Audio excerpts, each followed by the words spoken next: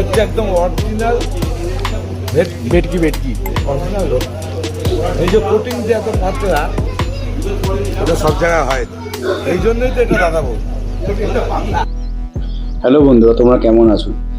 আমি আজকে চলে আসলাম অনেকদিন পর আমাদের বিখ্যাত দাদা বৌদি বিরিয়ানির দোকানে। আর অনেক দিন পর পড়ার কারণটা হলো, আমি অনেকবারই দাদা বৌদিতে এসেছি, কিন্তু মাঝে এদের কোয়ালিটি আর কোয়ান্টিটি দুটোই আমার কাছে না খুব একটা খারাপ এক্সপিরিয়েন্স আমি এদের থেকে পেয়েছি। তার জন্য আমি অনেকদিনই দাদা বৌদি বিরিয়ানি ট্রাই করিনি বা আসিনি, কিন্তু এতদিন পর আবার আজকে আমি এখানে এসেছি। আর সত্যি এতদিন এতটা দূর দাদা বৌদিতে এসে সবার সঙ্গে আমার আজকে সত্যি খুব ভালো লাগে।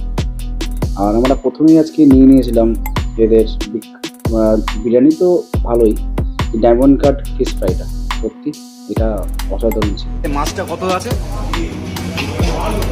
কত গ্রাম? কত?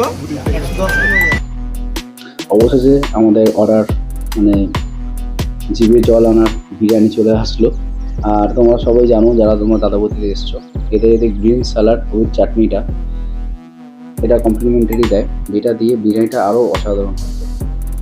আর সত্যি এতদিন পর এই বিরিয়ানি বলে না ঝরে ঝরে পড়ছে, সত্যি রাইসগুলো একটার সঙ্গে একটা লেগেছিল না, পুরো ঝরে ঝরে পড়ছিল। আর এত সুন্দর তার সেন্ট, এত সুন্দর টেস্ট আমি অনেকদিন পর খাচ্ছি। আবার আমি সেই আগের টেস্টটাই পেয়েছি। থ্যাংক ইউ দাদা বৌদি, থ্যাংক ইউ।